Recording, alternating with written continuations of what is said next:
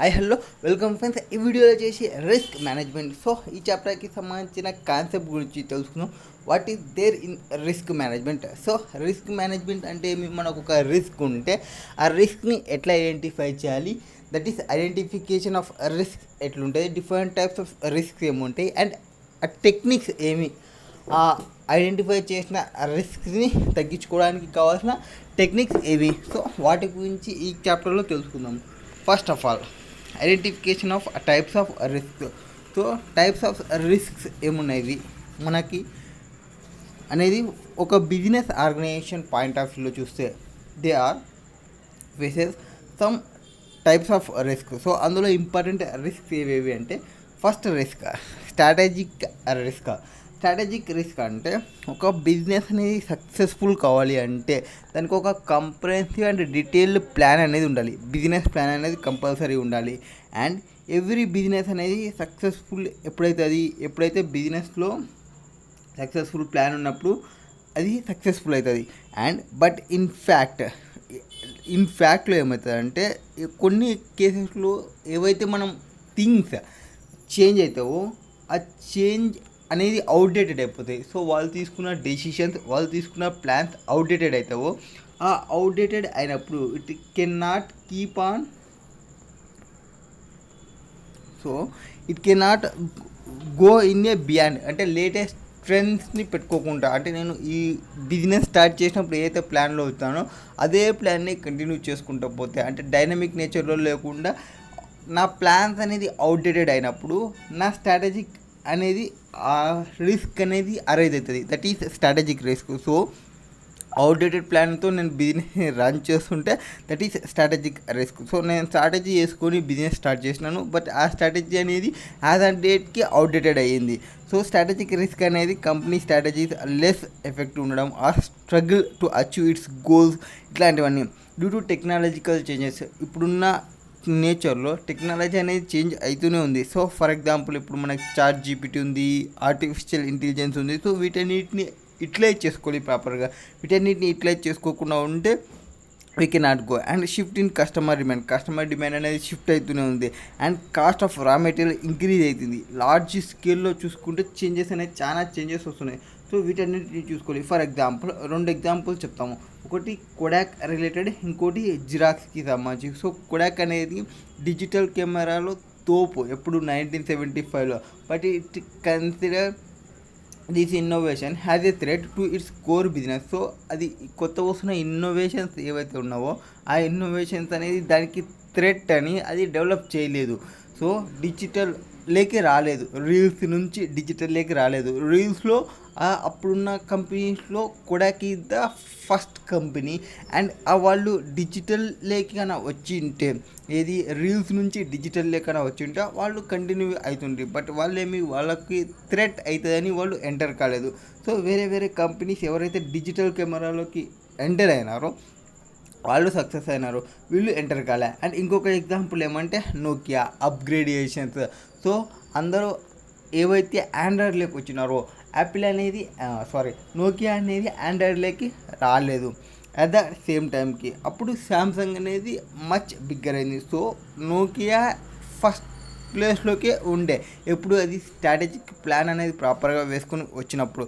When time pass అని ఈ టెక్నాలజీని అప్గ్రేడ్ చేయాల్సిన టైం వచ్చినప్పుడు, టెక్నాలజీ అనేది అవుట్డేటెడ్ అవుతున్నప్పుడు స్ట్రాటజిక్ని వాళ్ళు చేంజ్ చేయలేదు. సో స్ట్రాటజిక్ రిస్క్ అనేది అరైజ్ అవుతుంది. ఇంకోటి జిరాక్స్ కంపెనీ అనేది లేటెస్ట్ ప్రింటింగ్ వాస్ డెవలప్డ్, క్విక్గా డెవలప్ని చేసుకుని. సో ఇప్పుడు ప్రాఫిట్లో ఉంది జిరాక్స్ కంపెనీ అనేది. ఇది స్ట్రాటజిక్ రిస్క్ అంటే ఏవైతే మనం స్ట్రాటజీ వేసుకొని వచ్చింటామో ఆ స్ట్రాటజిక్ వేసుకొని వచ్చిన ప్లాన్ అవుట్డేటెడ్ ప్లాన్ అయింటే అది స్ట్రాటజిక్ రిస్క్ వస్తుంది. నెక్స్ట్ కంప్లైన్స్ రిస్క్ అంటే నువ్వు ఒక కంపెనీని స్టార్ట్ చేయాలంటే, for example if you are in a food business you must get the food licence registration అవి తీసుకోవాలి. సో కంపల్సరీగా రూల్స్ అండ్ రెగ్యులేషన్స్ అనేది ఫాలో కావాలి. సో రూల్స్ అండ్ రెగ్యులేషన్స్ని ఫాలో కాకుండా ఉంటే, ఫర్ ఎగ్జాంపుల్ మీరు లిస్టింగ్ కంపెనీ అయితే యూ మస్ట్ సెబీ గైడ్ లైన్స్ని కూడా ఫాలో కావాల్సి ఉంటుంది. సో ఆ రూల్స్, ఆ రెగ్యులేషన్స్, ఆ గైడ్లైన్స్ అవి నువ్వు కంప్లై కాకుండా ఉంటే నీకు పెనాల్టీస్ అనేది అరైజ్ అవుతాయి, ఫైన్స్ అనేది అరైజ్ అవుతాయి, పనిష్మెంట్స్ అనేది అరైజ్ అవుతాయి, ఇంప్రిజన్మెంట్ అనేది అరైజ్ అవుతాయి. So however when company venture into new business line or new geographical area or real problem అనేది అప్పుడు అక్కర్ అవుతుంది. సో ఫర్ ఎగ్జాంపుల్ ఇప్పుడు కంపెనీ అనేది సిమెంట్ బిజినెస్లో ఉంది, like venture into sugar business in different state, but law applicable to sugar mills in that state are different, so that possesses compliance risk. So compliance risk అనేది అక్కడ arise అవుతుంది. So rules and రెగ్యులేషన్స్ని comply కాకుండా ఉన్నప్పుడు మనకి compliance risk అనేది arise అవుతుంది. New area or new ఇండస్ట్రీలోకి వెళ్ళినప్పుడు మనకి సర్వైవల్ అనేది థ్రెట్ అవుతుంది. ఇది కంప్లైన్స్ రిస్క్. అంటే మనం కంపల్సరీగా రూల్స్ అండ్ రెగ్యులేషన్స్ని ఫాలో కావాలి అని చెప్పేదే compliance risk. Next operational risk. This is like as our day to day operations ఏవైతే ఉంటావో ఆ డే టు డే ఆపరేషన్స్లో ప్రాబ్లమ్స్ రావడం or internal risk. Operational problems వస్తే వాటిని ఆపరేషనల్ రిస్క్ అంటారు. For example operational risk to people has well as process. పీపుల్లో ఉండొచ్చు ఆర్ ప్రాసెస్లో ఉండొచ్చు. పీపుల్స్ మీన్స్ ఎంప్లాయీస్లో ఉండొచ్చు అండ్ ప్రాసెస్లో అంటే వాళ్ళు చేసే ప్రాసెస్లో ఉండొచ్చు. So employee paying out 1 lakh from account of the company instead of 10,000. So this people has well as process risk. కొన్ని కేసెస్లో ఎట్లా and organization can employ another persons to check the work of that person who has mistakenly paid 1 lakh or it is installed electronic system. So for example ఇప్పుడు work చేస్తున్న పర్సన్స్ని పక్కన పెట్టి కొత్త ఎంప్లాయీస్ని check చేద్దామని కొత్త ఎంప్లాయీస్కి హై పేమెంట్ చేయడము ఆర్ కొత్తగా ఇంకొక ఇది ఎలక్ట్రానిక్ సిస్టమ్స్ ఇట్లాంటివన్నీ ఇన్స్టాల్ చేయడము. సో వీళ్ళు మిస్టేకెన్లీ ఏం చేస్తారు, ఎవరైతే ఎగ్జిస్టింగ్ వాళ్ళు ఉన్నారో వాళ్ళని పట్టించుకోవడం లేదని వాళ్ళు ప్రాపర్గా వర్క్ చేయరు. సో అట్లాంటి కేసెస్లో ఆపరేషనల్ రిస్క్ అనేది అరైజ్ అవుతుంది. That is day to day operational problems ఏవైతే అరైజ్ అవుతావో దాన్ని మనం ఆపరేషనల్ రిస్క్ అంటాం. సో ఇప్పటికీ మనకి ఏమైనా స్ట్రాటజిక్ రిస్క్ అంటే అవుట్డేటెడ్ ప్లాన్స్ని యూజ్ చేయడం వల్ల వచ్చేది. కంప్లైన్స్ రిస్క్ అంటే రూల్స్ అండ్ రెగ్యులేషన్స్ని ఫాలో కాకపోవడం. ఆర్ ఆపరేషనల్ రిస్క్ అంటే day to day operational problems arise కావడం. Next financial risk. Financial risk is referred had the unexpected changes in the financial conditions.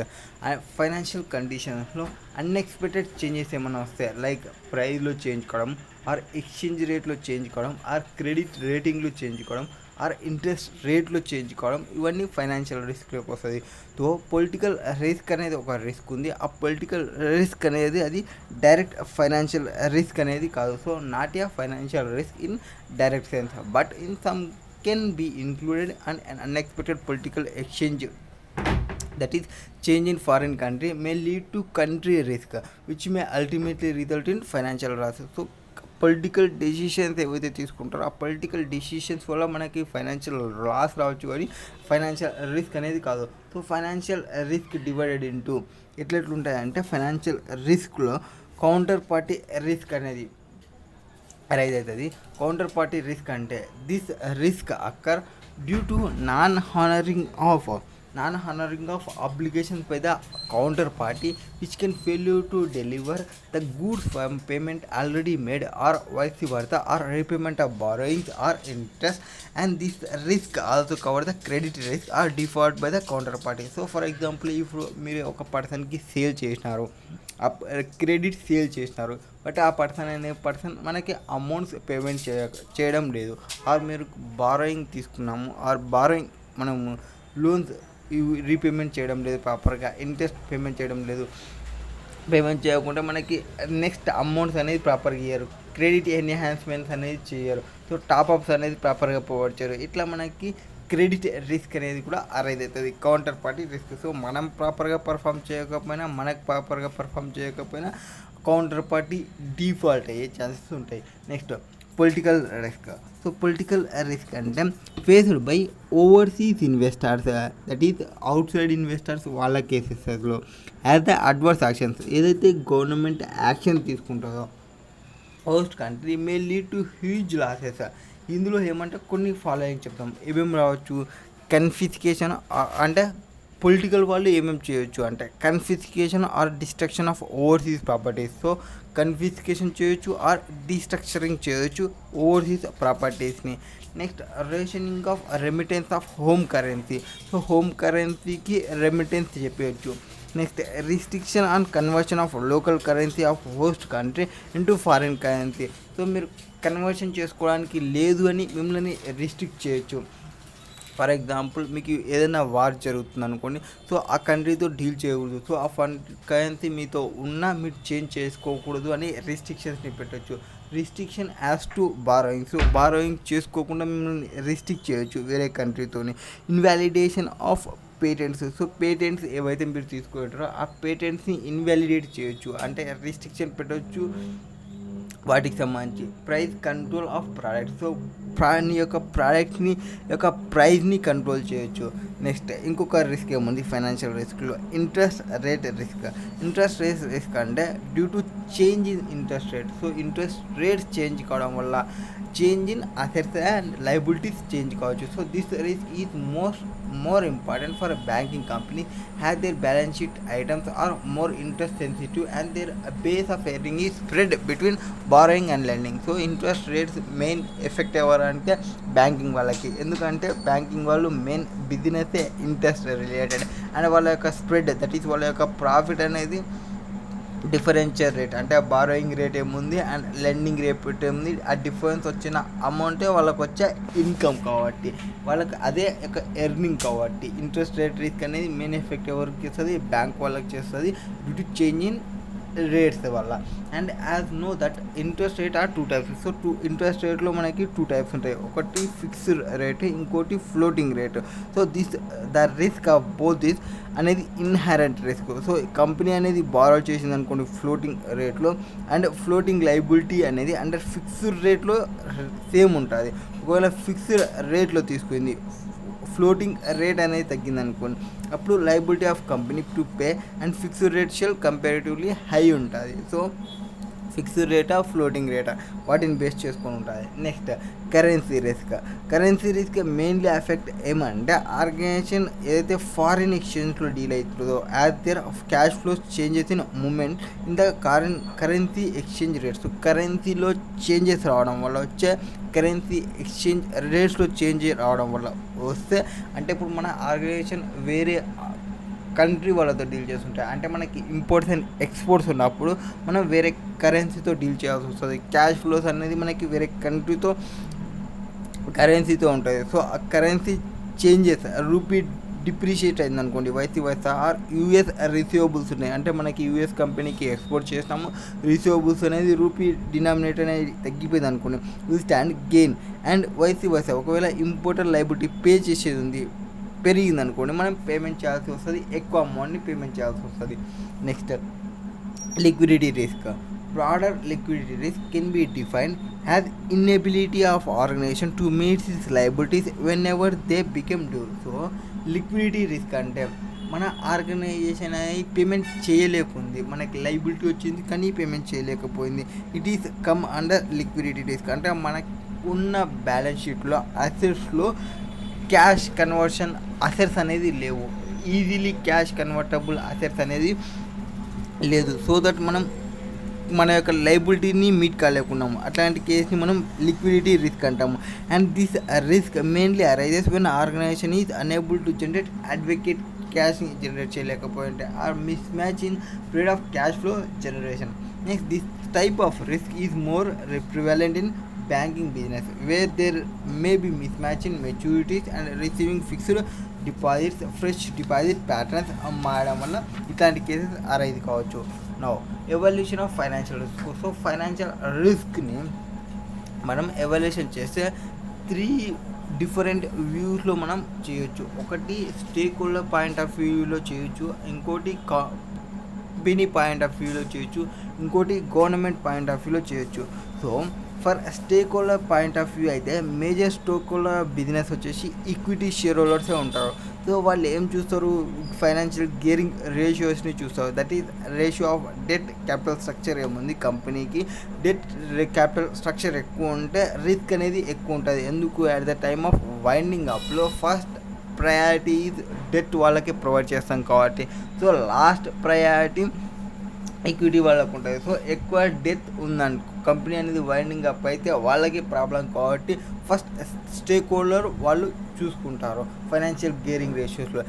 Even lenders కూడా అంటే existing gearing ఎట్లుంది అంటే also risk అనేది తెలిసిపోతుంది. ఇప్పుడు కొత్త వాళ్ళు ఎవరైనా లోన్ ఇవ్వాలి అంటే ఆల్రెడీ ఎగ్జిస్టింగ్ ఎంత తీసుకున్నారు వీళ్ళు, అది రీపేమెంట్ ఎట్లున్నాయి వాటిని చెక్ చేస్తారు. So high gearing faces more risk in default of payment of interest and principal repayment. Already gearing ratios ఎక్కువ ఉన్నాయంటే అంటే ఆల్రెడీ ఎక్కువ బారోయింగ్ తీసుకుంది కంపెనీ అంటే అవే రీపేమెంట్ చేయలేకుందంటే మనం న్యూ వాళ్ళు ఇవ్వాలంటే చాలా ఆలోచిస్తారు.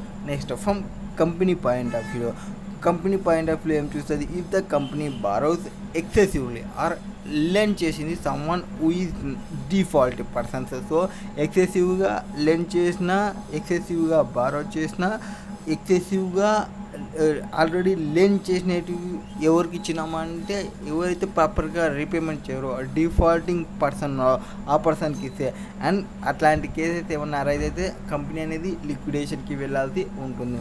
Next from government point of view, government point of వ్యూలో ఏమి financial risk can be viewed has failure of any bank. ఒక కంపెనీ ఏదైనా బ్యాంక్ ఫైనాన్షియల్ రిస్క్ ఎట్లుంటుంది అంటే గవర్నమెంట్ అనేది ఇప్పుడు ఒక బ్యాంక్ అనేది తగ్గిపోయింది అనుకోండి, ఎంటైర్ ఫైనాన్షియల్ ఇన్స్టిట్యూషన్ పైన డౌన్ గ్రేడింగ్ అనేది అరైజ్ అవుతుంది. సో దానివల్ల ఏమవుతుందంటే మొత్తం డిస్ట్రస్ట్ అనేది స్ప్రెడ్ అవుతుంది అమాంగ్ సొసైటీ అట్ లార్జ్లో. So even this risk also includes wilful defaulter కూడా వస్తారు ఇందులో. This can also extended to sovereign debt crises. ఇది ఫైనాన్షియల్ రిస్క్ని చూసుకుంటే. సో ఫైనాన్షియల్ రిస్క్లో మనం ఏమని చెప్పినాం, counter party risk, political risk and interest rate risk and where currency risk, liquidity risk. And financial రిస్క్ని 3 point of వ్యూలో చూసినాం. ఒకటి related to stakeholder point of view, ఇంకోటి lender company point of view, ఇంకోటి government point of వ్యూలో. Next value at a risk, VAR ఏం చెప్తారంటే value అంటే risk investment, that is measure చేయడం. మన యొక్క ఇన్వెస్ట్మెంట్కి సంబంధించిన రిస్క్ని మెజర్ చేస్తే దాన్ని వ్యార్ అంటారు. వాల్యూ అట్ రిస్క్, నీ వాల్యూకి ఎంత రిస్క్ ఉంది, నువ్వు పెట్టే వాల్యూకి ఎంత రిస్క్ ఉంది. So risk measurement, risk of investment పెట్టిన దానిలో రిస్క్ ఎంత ఉంది అనేది మెజర్ చేసేదే value of at risk. Normal market conditions ఉన్నప్పుడు Indian normal market for example set a period అంటే ఒక 1 డే కానీ ఆర్ 1 వీక్ కానీ ఆర్ 1 మంత్ కానీ ఆర్ 6 మంత్స్ కానీ ఇట్లా సెట్ ఆఫ్ ఒక పీరియడ్కి సంబంధించి ఎంత రిస్క్ ఉంది. For example say 1 day it estimates how much and investment might loss. So ఒక డేకి ఎంత లాస్ కావచ్చు. This investment can be portfolio or capital investment or foreign exchange etcetera. So మనకి వాల్యూని క్యాలిక్యులేట్ చేస్తే విఆర్ని 2 బేసిక్ క్వశ్చన్స్కి ఆన్సర్ చేస్తుంది. What is worst case scenario. So worst case సినారియోలో ఎట్లుంటుంది, సినారియోస్ ఏమి అండ్ ఆ సినారియోలో మనం ఎంత లాస్ని తెచ్చుకోవాల్సి ఉంటుంది, what will be the loss.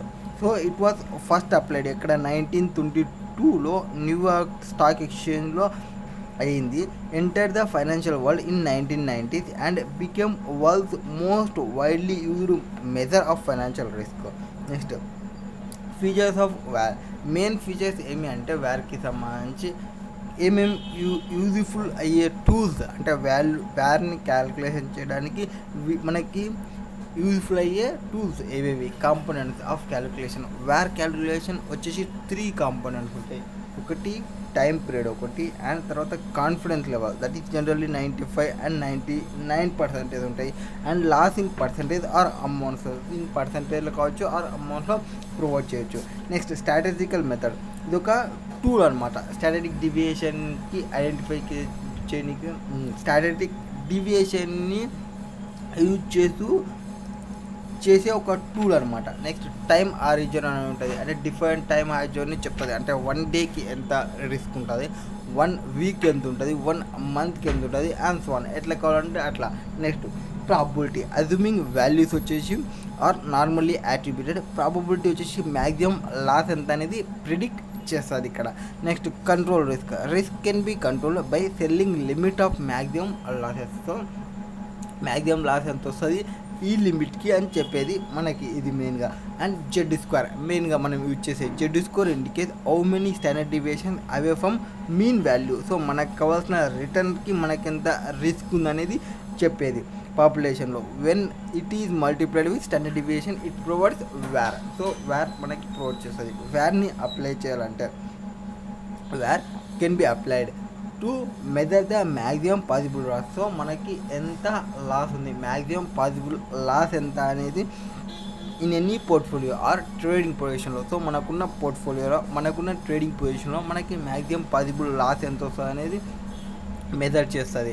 అదంటే ఇది ఒక benchmark, has a benchmark for performance measurement of any operations or trading. So ఒక ఆపరేషన్లో ఆర్ ట్రేడింగ్లో ఇది ఒక బెంచ్ మార్క్ అనమాట.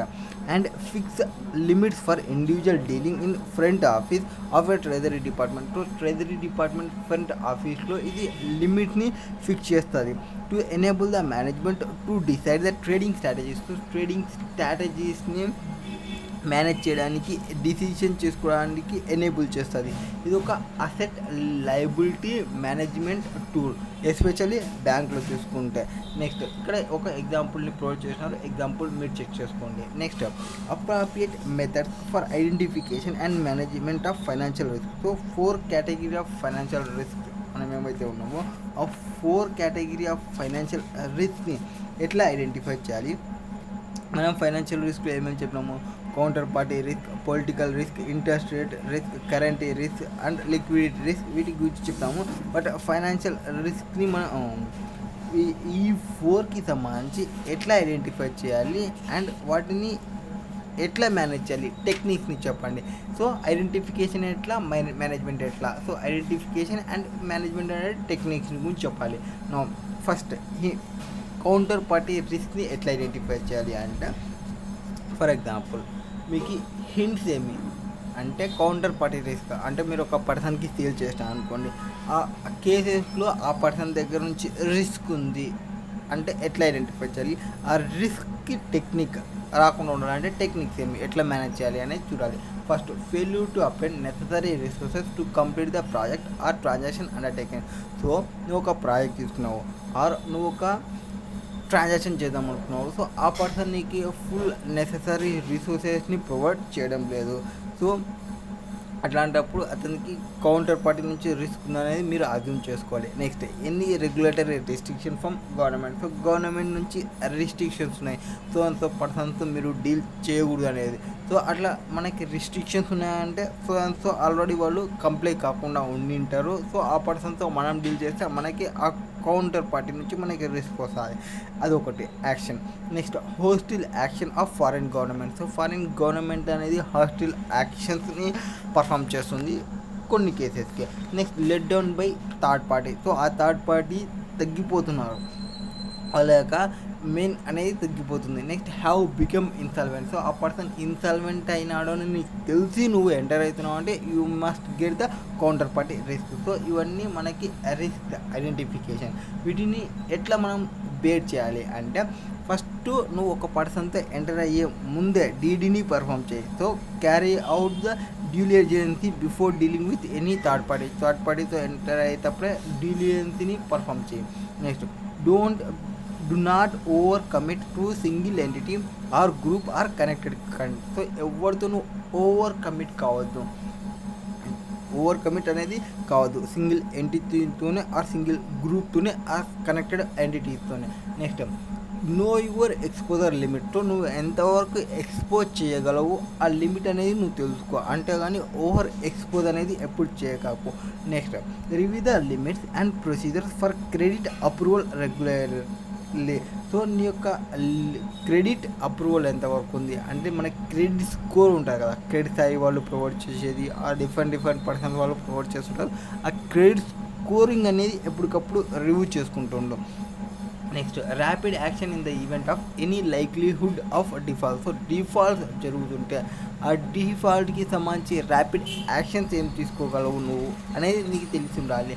And use performance guarantees are insurance or other instruments. నువ్వు న్యూ పర్సన్స్ ఎంటర్ అవుతున్నప్పుడు పర్ఫార్మెన్స్ గ్యారంటీస్ తీసుకో, ఇన్సూరెన్సెస్ ప్రొవైడ్ చేసే వాళ్ళతో ఎంటర్ కా అండ్ అదర్ ఇన్స్ట్రుమెంట్స్తో ఎంటర్ కా. Next where has political risk from the following actions by the government of host country, this risk can be identified. So political రిస్క్లో ఎట్లుంటుంది అంటే insistence of resident investor or labour. So ఇన్వెస్టర్స్ని లేబర్స్ని government అనేది insist చేస్తుంటే, political party వాళ్ళు insist చేస్తుంటే అది నీకు ఇండికేటర్ అన్నమాట. Next restriction on conversion of currency. So conversion చేసుకోవడానికి రిస్ట్రిక్షన్స్ని ప్రొవైడ్ చేస్తుంది. ఇట్లాంటి కేసెస్లో నీకు రిస్క్ వస్తుంది అనేది నువ్వు ఐడెంటిఫై చేయాలి. Next repatriation or expatriation of foreign assets by local government. So మనకి అవుట్ సైడ్లో ప్రాపర్టీస్ ఉన్నాయి, ప్రాపర్టీస్ని ఎక్స్పాట్రియేషన్ చేసుకోవడానికి ప్రొవైడ్ చేయడం లేదు. అట్లాంటి కేసెస్లో నీకు ఎక్సెస్ ఉంటాయి, రిస్క్ వస్తుంది. Next price fixation of the product. So ప్రోడక్ట్ని ప్రైస్ ఫిక్స్ చేద్దామంటే నీకు డిఫరెంట్ రిస్ట్రిక్షన్స్ని ప్రొవైడ్ చేస్తుంది. అట్లాంటి కేసెస్లో కూడా నీకు రిస్క్ అనేది అరైజ్ అవుతుంది.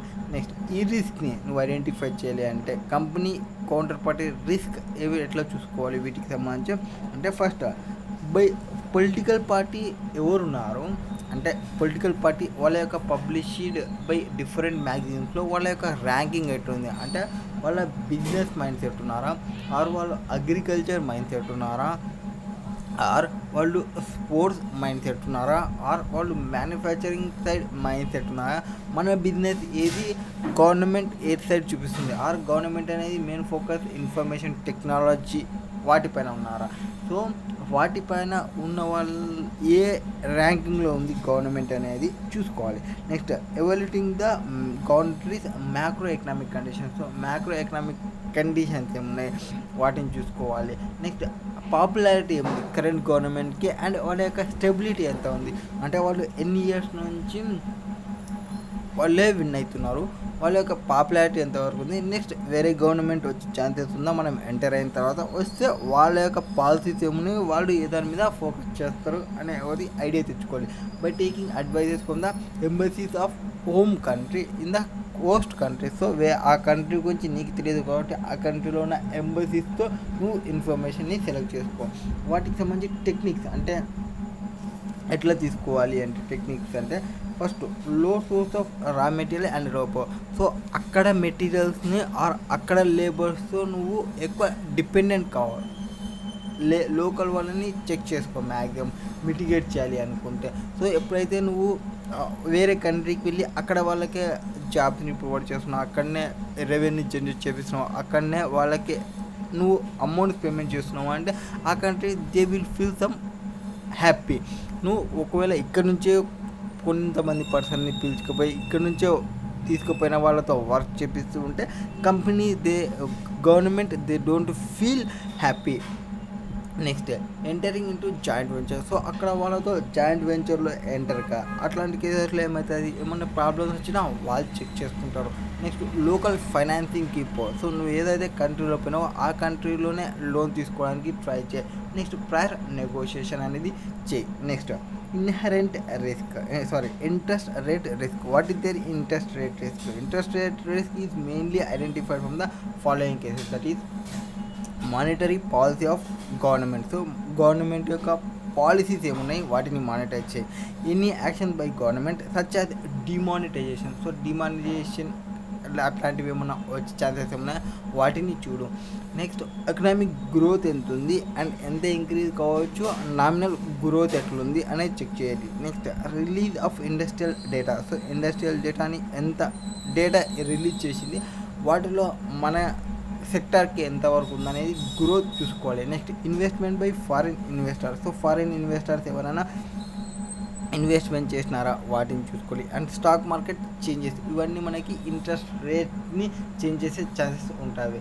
నెక్స్ట్ కరెన్సీ రిస్క్లో ఏమి మనకి ఇంట్రెస్ట్ రేట్ ఎట్లయితే ఉందో డిపెండెంట్ గవర్నమెంట్ యాక్షన్స్లో అండ్ ఎకనామిక్ డెవలప్మెంట్లో, so same like as currency రిస్క్లో ఉన్నాయి. సో ఇక్కడ మనకి ఏమొస్తుంది అంటే గవర్నమెంట్ యొక్క యాక్షన్స్ ఏమున్నాయి, గవర్నమెంట్ యొక్క యాక్షన్స్ విజువల్ ఇంపాక్ట్ ఏముంది కరెన్సీ పైన. ఫర్ ఎగ్జాంపుల్ యూకే గవర్నమెంట్ ఉంది, దాని యొక్క decisions to divorce from European Union, that is Brexit brought the pounds to its lowest since. So వేరే కంట్రీని తగ్గడానికి ఇది వేరే ఇంకొక కంట్రీ ఇంకా చాలా తక్కువకి తీసుకొని వస్తుంది. సో గవర్నమెంట్ యాక్షన్స్ ఇస్తున్నాయి. సో కరెన్సీ రిస్క్లో ఫస్ట్ గవర్నమెంట్ యాక్షన్ని చూడాలి. నెక్స్ట్ నామినల్ ఇంట్రెస్ట్ రేట్ ఎట్లుంది. సో నామినల్ ఇంట్రెస్ట్ రేట్ అంటే యాజ్ పర్ ఐఆర్పి చూస్తాము. ఇంట్రెస్ట్ రేట్ ప్యారిటీతో the currency exchange rate depends on the nominal interest of that country. Next inflation rate ఎట్లుంది, purchasing power parity థియరీతో discussion చేస్తాము. Impact of value currency, so currency యొక్క value పైన impact చేసేది inflation rate. And వేరే currency exchange rates పైన depend అయ్యేది nominal interest rate. Next natural calamities, so ఆ ఏరియాలో ఎప్పుడైనా న్యాచురల్ కలామిటీ, వాటర్ ఫ్లడ్స్ అట్లాంటివి ఏమైనా వచ్చినావా, ఎన్ని న్యాచురల్ నెగిటివ్ ఇంపాక్ట్ ఏమన్నా ఉందా, సో రెగ్యులర్గా వచ్చే ఛాన్సెస్ ఏమన్నా వాటిని చెక్ చేసుకోవాలి. Next war coup and rebellion etcetera, all these actions have be far reaching impact and currency exchange rates. So ఇలాంటివన్నీ మన యొక్క కరెన్సీ ఎక్స్చేంజ్ రేట్ని చేంజ్ చేసే ఛాన్సెస్ ఉంటాయి. Next change in government, so change in government and attitude towards foreign investment also help to identify the currency risk. So far has management of currency risk is concern, it has been covered detail manner in separate channel. So వేరే ఛానల్లో చాప్టర్లో క్లియర్గా తెలుసుకుంటాం. So this is related to risk management. So different types of risk గురించి మనం discussion చేసాము. First we are started with strategic risk వచ్చేసి outdated plans వల్ల. నెక్స్ట్ కంప్లైన్స్ రిస్క్ అంటే రూల్స్ అండ్ రెగ్యులేషన్ని ఫాలో కాకపోవడం వల్ల వచ్చే రిస్క్. అండ్ ఆపరేషనల్ రిస్క్ వచ్చేసి due to failure of day to day operations వల్ల వచ్చే రిస్క్. నెక్స్ట్ ఫైనాన్షియల్ రిస్క్ గురించి డిస్కషన్ చేసినాము. ఫైనాన్షియల్ రిస్క్ ఏమి అన్ఎక్స్పెక్టెడ్ చేంజెస్ రావడం ఫైనాన్షియల్ కండిషన్స్లో వాటికి సంబంధించి. దీనిలో మళ్ళీ డిఫరెంట్ టైప్స్ ఆఫ్ రిస్క్ని ఐడెంటిఫై చేసినాము. ఐడెంటిఫై చేసి వాటికి ఎట్లా టెక్నిక్స్ ఏమనేది తెలుసుకున్నాము. Different types counter party risk, political risk, interest rate risk, currency risk and liquidity risk గురించి డిస్కషన్ చేసినాము. ఫైనాన్షియల్ రిస్క్ వచ్చేసి 3 పర్సన్స్ యొక్క పాయింట్ ఆఫ్ వ్యూలో, దట్ ఈ స్టేక్ హోల్డర్ పాయింట్ ఆఫ్ వ్యూలో వాళ్ళు వచ్చేసి ఫైనాన్షియల్ గేరింగ్ రేషియోస్ చూస్తారని, కంపెనీ పాయింట్ ఆఫ్ వ్యూలో ఎక్సెసివ్ ఇవ్వడం కానీ లెండింగ్ తీసుకోవడం కానీ మనకి ప్రాబ్లం వస్తుందని వాళ్ళు చూస్తారు. Government point of view entire distrust అనేది వస్తుందనేది చూసుకున్నాము. నెక్స్ట్ వార్ కాన్సెప్ట్ గురించి చెప్పుకున్నాము. నెక్స్ట్ మెథడ్స్ అంటే కౌంటర్ పార్టీ రిస్క్స్ ఏమున్నాయి అండ్ వాటి యొక్క టెక్నిక్స్ ఏమి అట్లా మనం డిస్కషన్ చేసినాం. సో టోటల్ ఈ కాన్సెప్ట్ రిస్క్ మేనేజ్మెంట్లో ఉన్నది.